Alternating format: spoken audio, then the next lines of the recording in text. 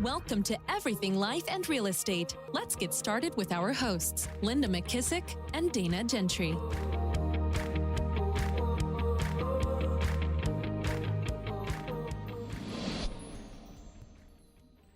Hi, everyone. Welcome to Everything Life and Real Estate. I'm Linda McKissick. And Dana, I'm super excited today because we have a new friend for me, Linzee Ciprani. Did I say that right, Lindsay? That works. Ciprani, same thing. Ciprani. So you must be married to an Italian. Is that an Italian name? I did marry into the everybody's always like, oh, so you're Italian. I'm like, I'm not. I married into that. The bad thing about that is you and I know, because we're in a nutrition group together, that means lots of pasta. It does.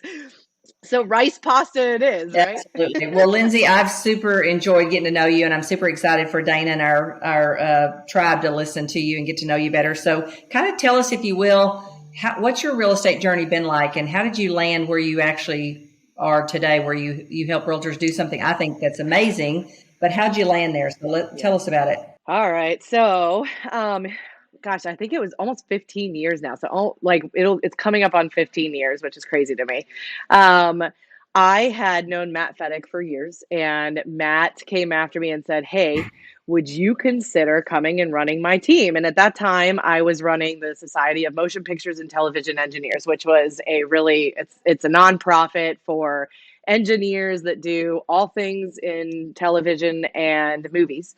And so I was like, all right, well, let's talk about real estate. I don't know if that's the right journey for me. But took that leap of faith to go build something with him because I had known him for years, and went over, got thrown into the real estate world really quickly. We had a bunch of people quit. So as the operation manager who knew nothing about real estate, I really quickly learned all of the things, right? Which is probably the best way to learn everything, is to get thrown into the fire, as you guys know. So I quickly became a transaction coordinator and, an executive assistant, the director of operations, inside sales, like all of the things. I got thrown into the fire. So that's how I became who I was, though, right? That was like an amazing journey of figuring out really quickly all of these different roles that go along with these tiny but mighty teams. And at that point, we were what I'm going to say was tiny. And so flash forward to, 4 years with him and building that business. We took it from around 60 transactions to almost 200 in those 4 years. And then, I ended up going out on my own because I had my first 2 kids. And once I went out on my own, everybody came to me and said, listen, can you come and run my team? And instead of doing that, I created something called Ciprani Consulting, because I thought it'd be like a few people here and there that I would hire for them and kind of dive in and build systems and processes for. And before I knew it, I had 2 businesses that were going like crazy, and here I am today. So it's been a crazy journey. I want to back up, because you hit on something that I think a lot of agents have happened to them, and they don't really understand why, especially when it's happening. But I'd like you to try to go back, if you would, because a lot of people lose really good people that they don't want to lose, that they weren't prepared to lose, that they hope they'd never lose. And that sounds like what you were for Matt. Matter of fact, I know you're even back today, so I'm sure you'll finish that story later. But what was going through your head? What made you feel like, to get what you needed to get, you needed to go out on your own and sort of figure out how to do it with where you were? Yeah, it's a great question. So it was interesting because it's funny, I wasn't selling, right? Nobody knew Linzee Ciprani in the production world, but Matt was going on listing appointments and I was doing everything else, including negotiating. So I was selling, right? And I knew everything, and we were doing 200 transactions at that point. I was touching almost every single one of them and doing all of the parts with a team underneath me. I had built a team.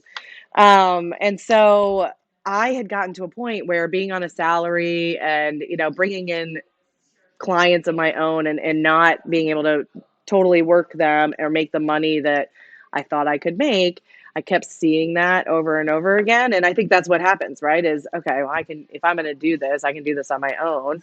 And once I had kids, my life drastically changed. And I think that that's the key, Linda, is that it's not just something in that organization that changed, or something that was wrong with that organization. It was my life and me who changed, right? Because I had a kid and I was like, I want to spend more time. I want to be a better mom. And I think I could sell a couple of homes and make more money and have a different and better life. And so that's what happened. Yeah. And again, it's one of those things where I really believe if you're really in tune with your key people, you could see those changes coming, sit down, have a conversation and say, look, I know your life has drastically changed from when we first started. What's important to you now, and how can we make that work inside this organization? Because I still think both of you would have probably been maybe better off, or you could have been had you stayed together. And I see this happen a lot where, the rainmaker has no clue what's really going on in their people's lives, and they're not connected to the changes, and they're not sitting down saying, hey, what we said a year ago or 2 years ago you wanted might have changed. What do you want now? What do you think, Dana? Totally agree. Yeah. I was going to say, I just had this conversation yesterday, and it was actually on a Facebook forum. People were asking some of the best advice that they'd given. And I said that one of the things that you had taught me was that every 5 years somebody looks up and says, what's next, and I think that got into a deeper discussion of like, how often are we doing the motivational interview with the people in our world, and how often are we talking to them about what has changed and what are their new goals and all of those things. So yeah, I think that that's super important, because stuff does change in people's lives all the time. Yeah. Yes. Yeah. And I think it's really important. What I would say is that, and he and I have grown so much while we were apart, right? And now we'll have a chance to grow together again, which we'll finish that story. I ended up repartnering with him just a month ago so that we could build faster, stronger, do more together.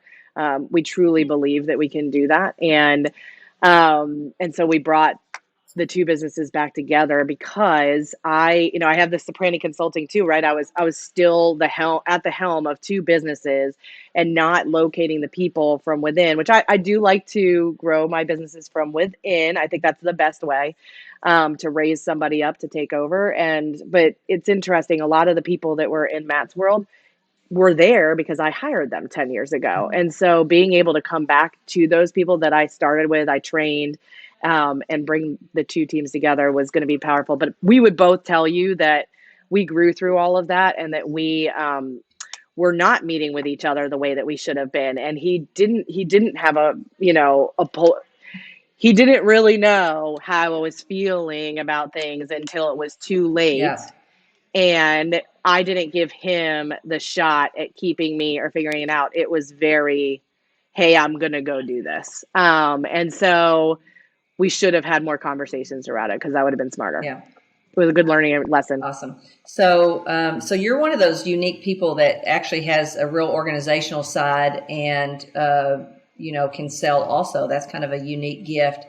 And most realtors, not all realtors, most realtors don't have it. And the ones that do, I find, because they do have that organizational side, it holds them back on how much they can actually produce.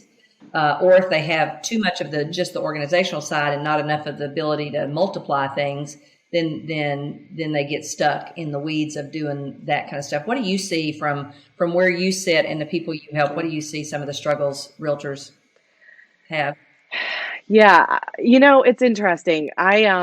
And I think it's struggles for business, right? It's small business owners too. It's not even. It's a funny thing because we're all flying so fast, right? That when we say that we're all building the plane while it's flying, like, we are not lying, right? That's our life. And I think small business owners, and what I've realized is that a lot of people don't think the way that I think. And I didn't know that was like a thing until very recently. People cannot sit down and go, this is step 1 through step 30. And these are all the emails that go with it. And these are all of the text messages that go with it, period, end of story. And we might have to deviate along the way. However, this is the plan, right? People can't say, this is the 36 touch. Here's the exact plan. Next year, we'll tweak it for this to be the next plan. And they don't do those things. And then the business doesn't ever get franchised, is what I call it, right? They don't build it.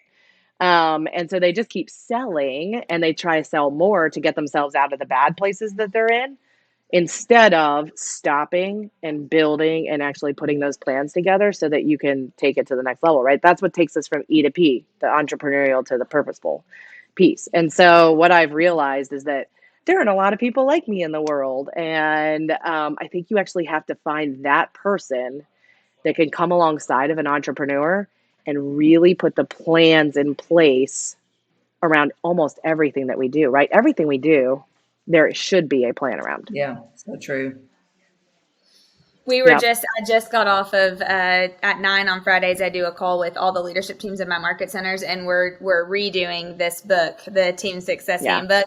And Lindsay, we just talked about that this morning, about how sometimes when you're working for someone who has an entrepreneurial mindset, we can't take it from here to here. Right. We know what here looks like, and we know where we are, but all that middle stuff, we're like, okay, this is not for me to be able to do. If so, it'll be screwed up.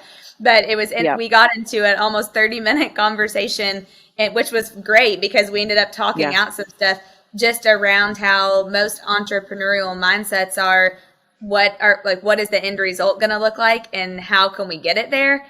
But we have to have the right people in place to get it there, and knowing what everybody's unique ability is along the way. So I think that's fascinating that you are that unique person that can do that stuff, because you're right. There's not a lot of talent that's like that. Well, and a lot of entrepreneurs think that there's nobody that loves that messy middle, and the people that love the messy middle love the messy middle, because that's, like Lindsay said, that was her unique gift that she thought everybody had.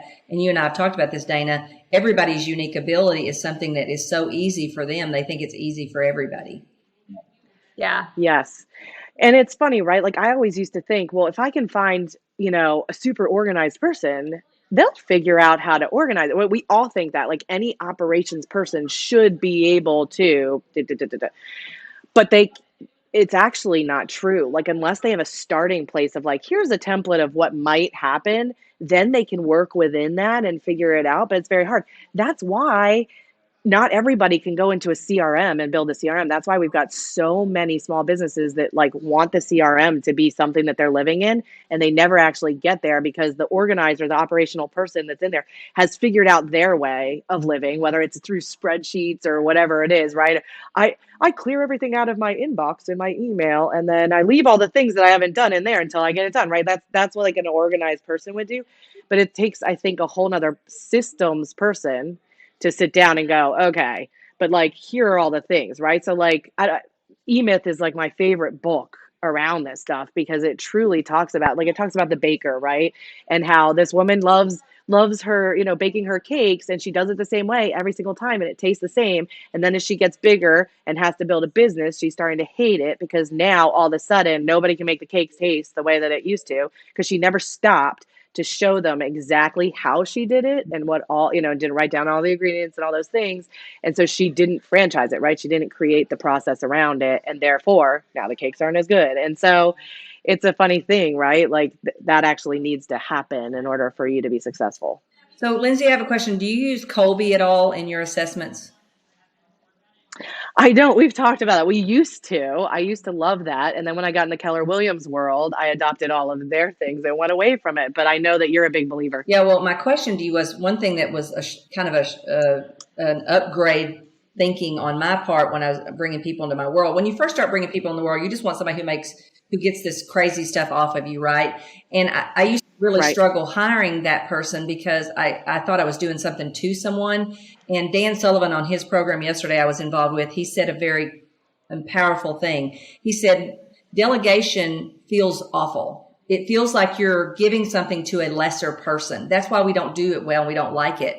Whereas if I can find people that the task I'm giving them is their unique ability, now I'm doing something for someone. So I remember how much my mind has changed from, look, one, they're going to love these things I don't love, right? And they're going to be much better at them than I am. But I think to top grade that thinking was when I realized that there's a difference between someone who can project manage your projects and someone who's that real super organized system person. Yep. What do you see? I do. I do think it's different, and it's funny, right? Like, so I'll give you an example. So, like, I am a salesperson. I mean, my personality profile is that, right? And I always tell people, and people laugh at me, I'm like, if you leave your dirty coffee cups all over your desk every night, like, you have a salesperson in you, right? If your car's a mess, like all the things in your life, like if you open your cabinets and like the spices fall out at you, like you are definitely a salesperson, right? Like all of us are like, yeah, that's me, right? And then if you are a really organized person, like your spices might even be alphabetized, like it might look ridiculous in there. Your car's always clean, right? Like I used to, when I was hiring a long time ago, I used to walk out to people's car to see how they kept their car. And then I knew if they were good. So like I'd always walk out with people just to be like, let me just see what's going on in there. And because I was trying to hire the opposite of me, right? But the funny thing is that like I still look at business and I can see the big picture and I can see all the pieces and it's almost like a puzzle of going, okay, we've got you.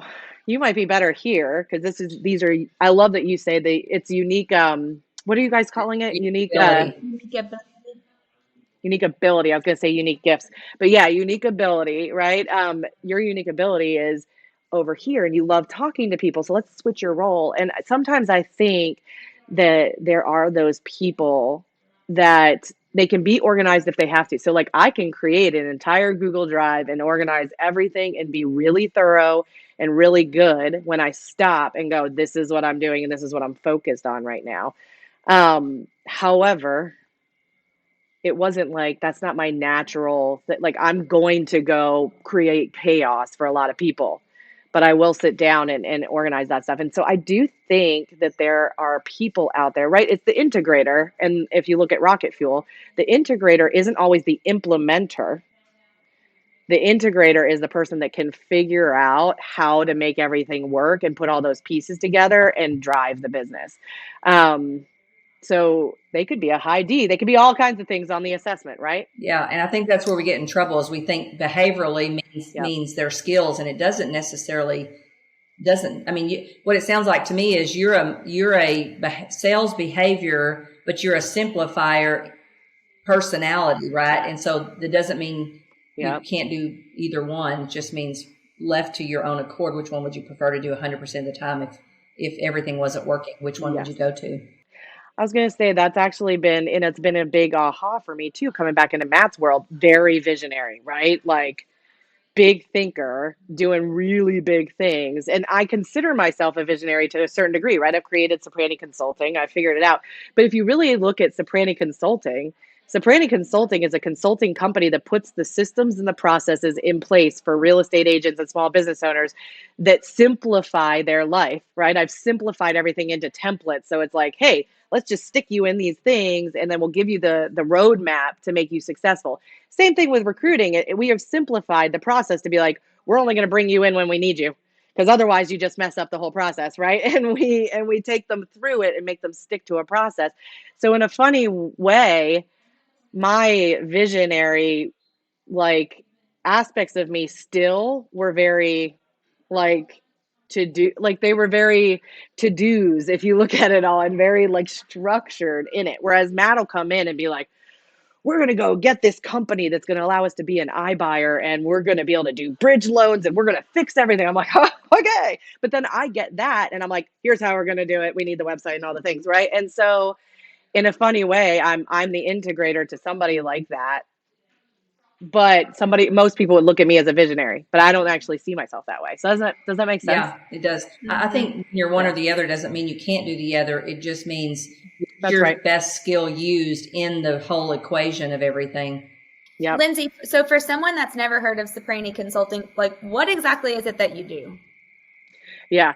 So we have two arms to that business, which I believe come together to make a really powerful business.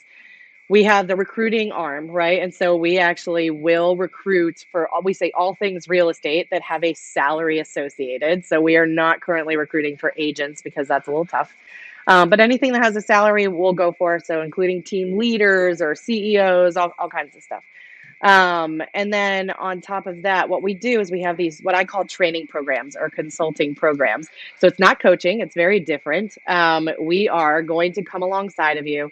We are going to create, we have all these templates for all the systems and the processes that have to go along with whatever we're hiring. So like an MCA, our systems and processes that go along with an MCA hire, which is the Market Center Administrator for anybody that's not with the Keller Williams world, that we will actually put some leadership things in place and some retention plans and some recruiting plans and like what's your onboarding for a big team versus what's the onboarding for a little tiny agent that we bring in, and what is that process, because a lot of even market centers don't have the processes nailed down. And so we actually take all of those things, we put them into spreadsheets with emails and everything, and then we help hold people accountable to building them into a CRM. So whether it's a command system or a Brivity or whatever, we're going to help them do that. So that's the piece, and we guarantee our hire if they roll into a training program, which is a 3 or 6 month program. And if they don't roll into the training, we don't guarantee, because you guys are real estate agents and I cannot confirm that you're going to actually train people. So that's what it is. Yeah, fair and valid point. Yep. So then, Go ahead, Dana. I was just going to say, but then do you also find people for real estate teams, agents, you said too, like admins, etc.? We do all the operations. Okay. Yeah. So anything that's got a salary, because most of the admin will have salary associated with them. Now, if it's a contract employee, we'll talk about it. But most of the time, we'll actually say no to that, because most of those personalities, right, Dana, want a salary and they want stability, and we need that to find a good person. Gotcha. Yep, makes total sense. You know, Lindsay, one of the mistakes that I make, and maybe other people do the same thing, is I tend to want a person to be like a superhuman, like to have all the skills in one person. And what I'm really waking up and realizing is I don't think that serves me well, you know, because one, there's always going to be an area. So for example, let's say I brought just an EA into my life, but yet my life actually has more than just administrative assistant stuff, right?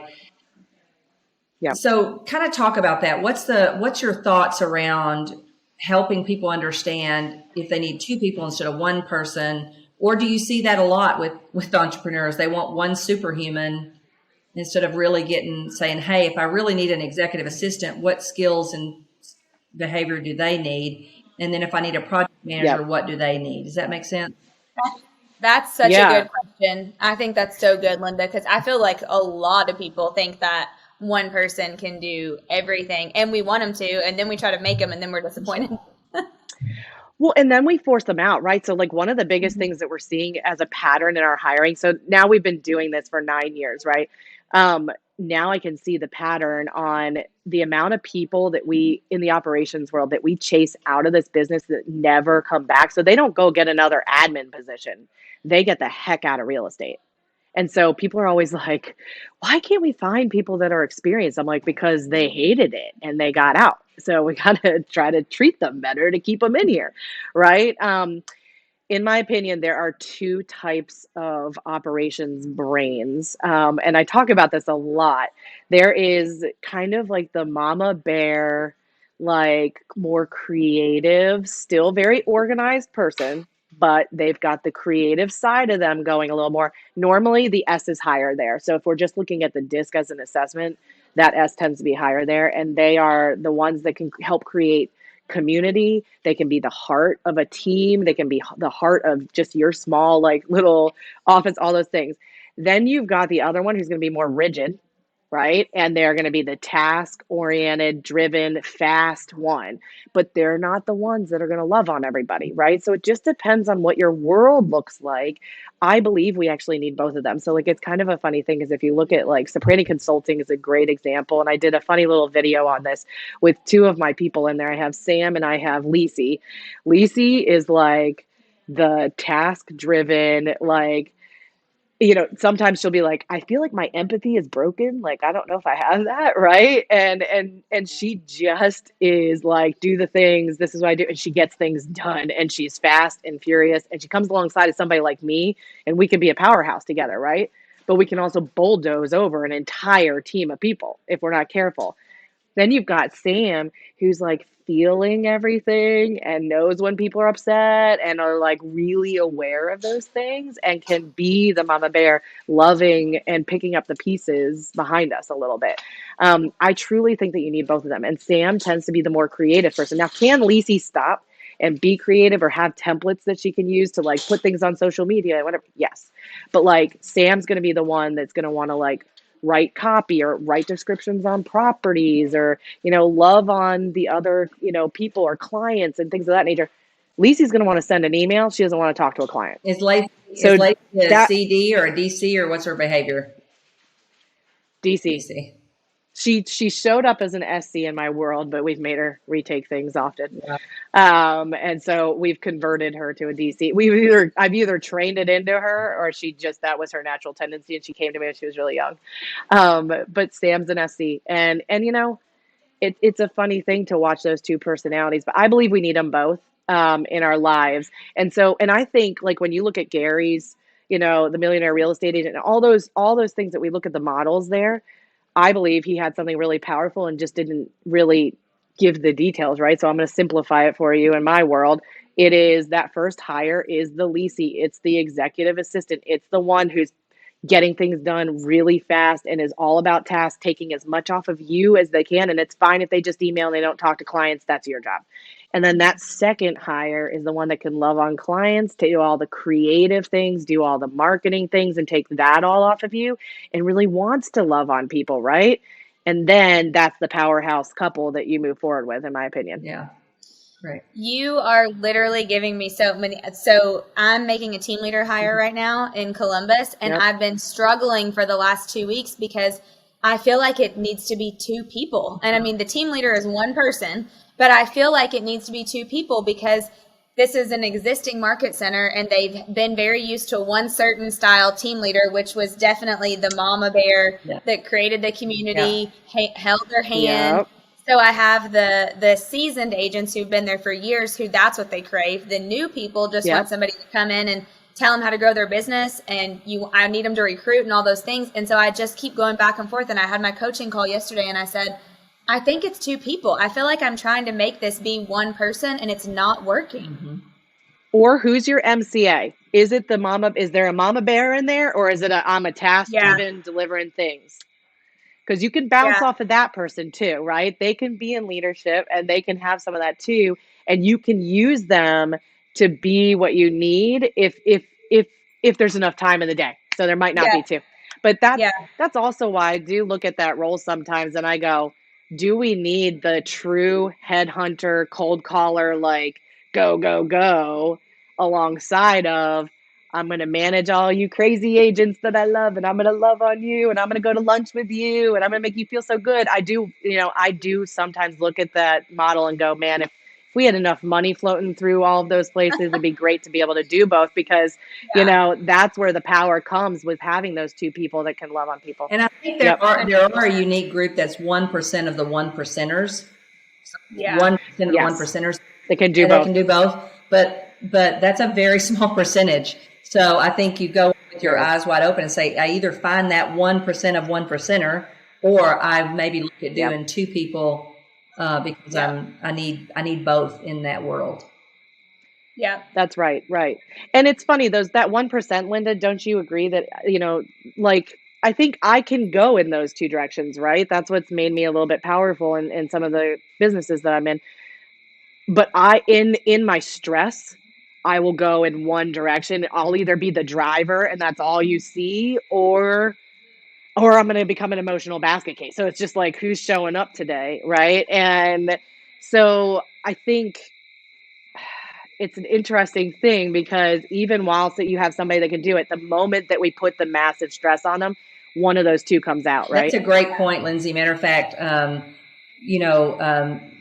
Dana, Sarah that I just recently hired, and I'm calling her executive partner because she's just super talented.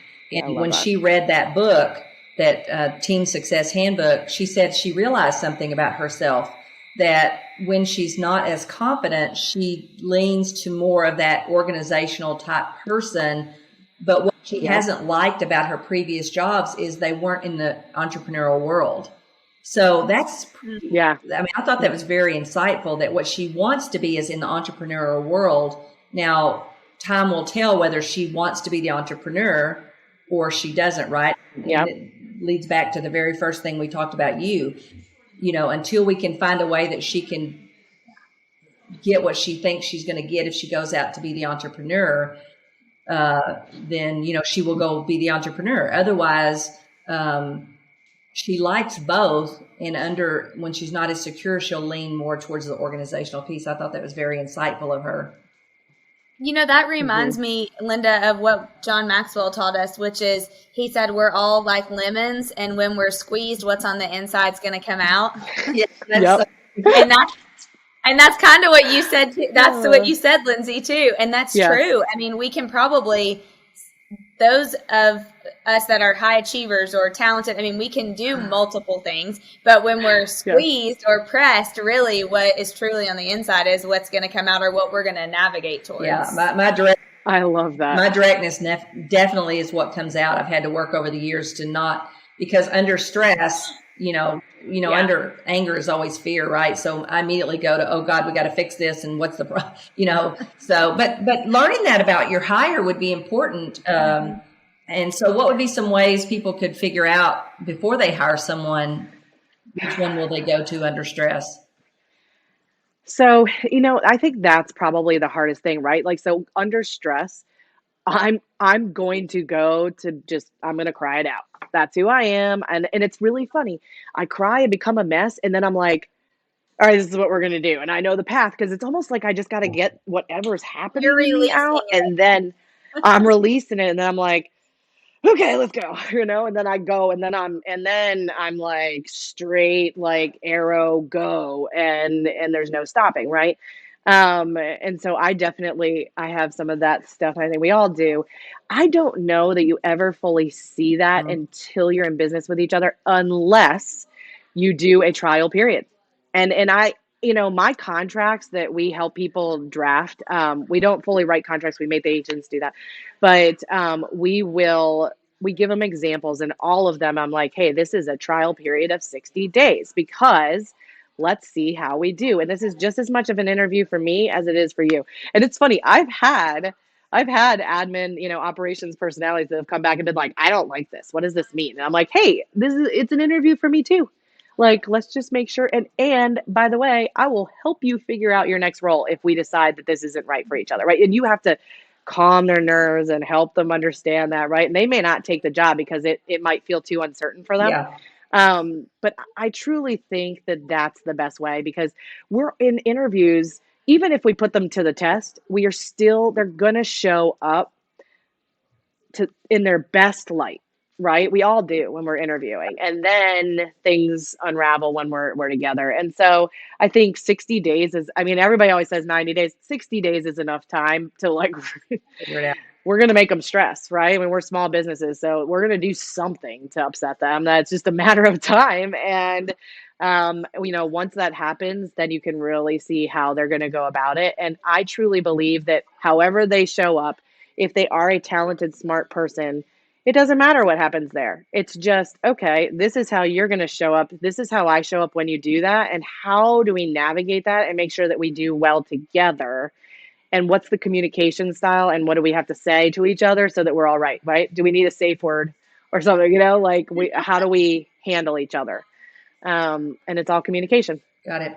One thing that I've always struggled with when I'm hiring people is I don't see a lot, and maybe I'm just totally missing them. I don't see a lot of, there was years ago, and I think it was Walter Sanford or Monica Reynolds, I don't know who put it out. There was a skills test, or maybe it was somebody else, but it's hard to measure people's skills. What do you do? What do you guys do? And what do you tell other people to do to test someone's skills before you put them in there?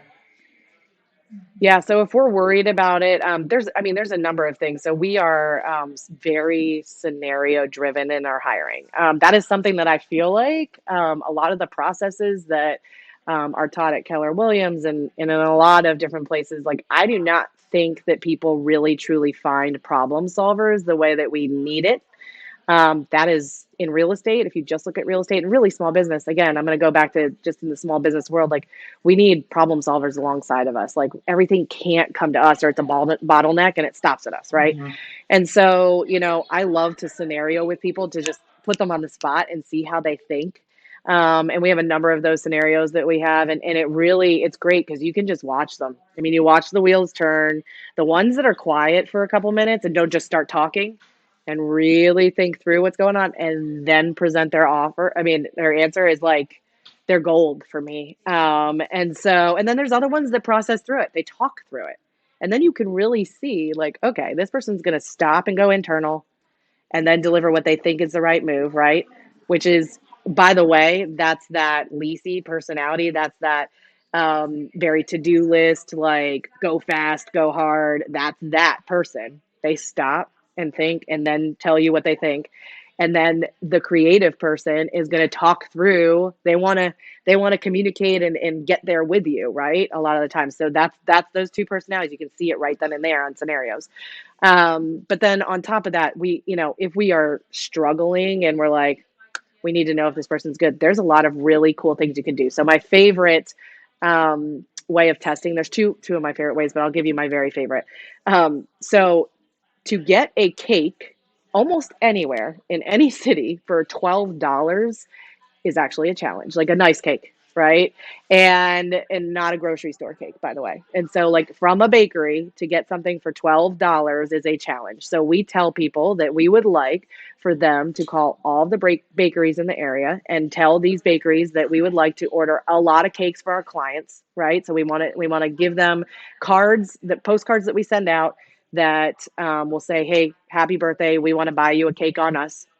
But that we need a deal and we need every single one of them to be at, $12. We'll probably do around 20 to 40 cakes a month and see who you can get to do it. Right. So one, we're getting this person to have to negotiate, and no operations people want to do that. So we're going to make them negotiate with somebody. We're going to try to make them get creative. Like if they can't find the cake, what other things do they come up with? Right. And three, we're going to see how detailed they are. So like the really detailed people are going to give me a spreadsheet with a million bakeries with like, this person's this far away and this person's that far away. And they'll go into detail. Like I could get this cake and that cake and right. They'll have all these things on this spreadsheet for you. The creative person is going to get really creative quickly. And they're going to be like, I called 5 people. And of those 5 people, none of them can do the cakes. But look, I found these cupcakes and I found this and I found that. And they're going to get creative in it. Right. And it's so funny because you can see those personalities and how they're going to deliver things to you right then and there. So doing something like that really helps you. It's awesome. I love it. Yeah. I love that. Yeah. I think that's really, because you push. I'm just thinking on my team personally, where we've had admin and we've been like, we want to do this, figure out how to do it. Yeah. And some people really come back and have crushed it, and others have been like, I don't think this is going to work. And you're like, no, there's always a way. Well, and no, stop it. Yeah. Bow out right away. They won't even attempt the task. Yes. The last hire I did, a couple of people, I wanted to give them a kind of a skills thing. So I asked them, for a PowerPoint, and 2 of them just bowed out instantly. Just for me. I'm like, okay, good to know that now. Yes. And there are some people that have come back and said, when I'm hiring for myself and I do that, there were people that came back and they were like, I don't feel comfortable spending all of this time and not knowing if I'm going to get hired. And I was like, then bye. Like, it's just, you're not the right person, right? Because you're either going to do this and show me that you can, because this is what the job is. So I need to see that you can do it before I hire you, or you're just not the right person for me. And, glad we figured it out now. Yeah. Yeah. So what do you find is the best sources to find the best people? I mean, the hardest part about the last hire I did was, oh my gosh, until I actually just went to anybody who would talk to me and say, who do you know? Which is where I found her. Yep. I wanted to kill myself with all the stupid resumes and things like that came in. Yeah. Yep. Well, I think, the truth is right now is the hardest time I've ever in the history of me hiring. And it not just with Ciprani Consulting, with just in general, this is the hardest time I've ever had with hiring. There are so many people that didn't re-enter the workforce after COVID. Lots of women did not re-enter the workforce, and there's a lot of information coming out about that now. But like for our job ads, and we put a lot of money behind our job ads, we used to see like 200 applications. I mean, we're at like sometimes if I even get 20, it's good right now in certain places.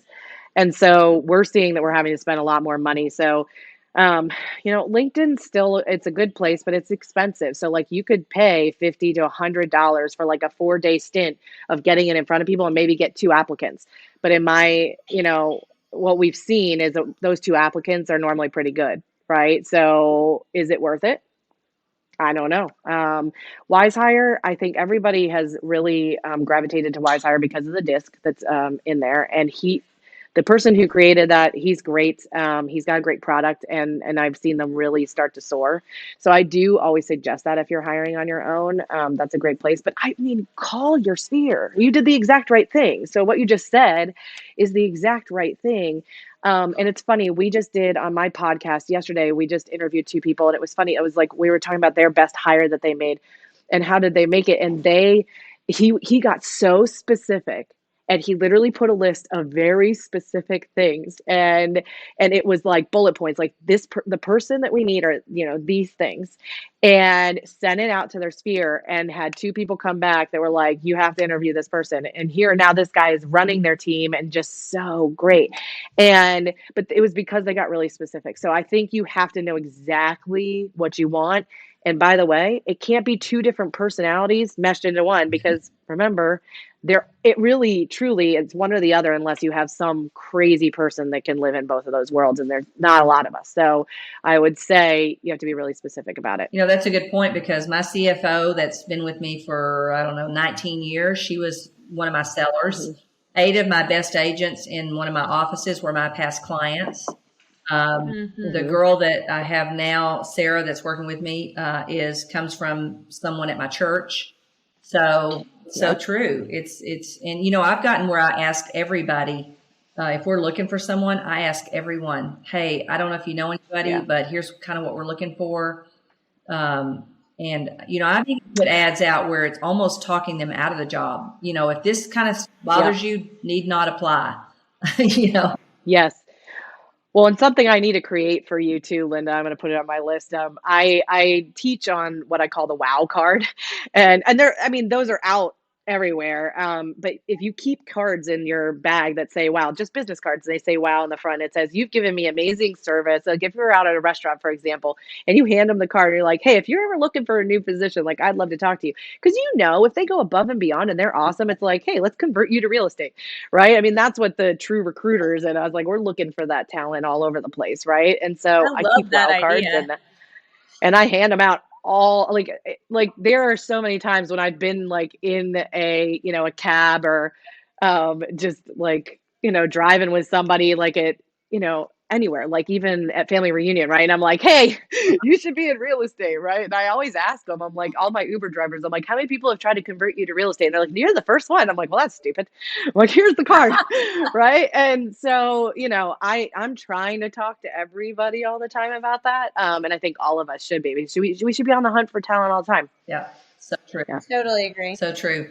So, Lindsay, Dana, do you have any final questions as we wrap up? I could talk to her all day.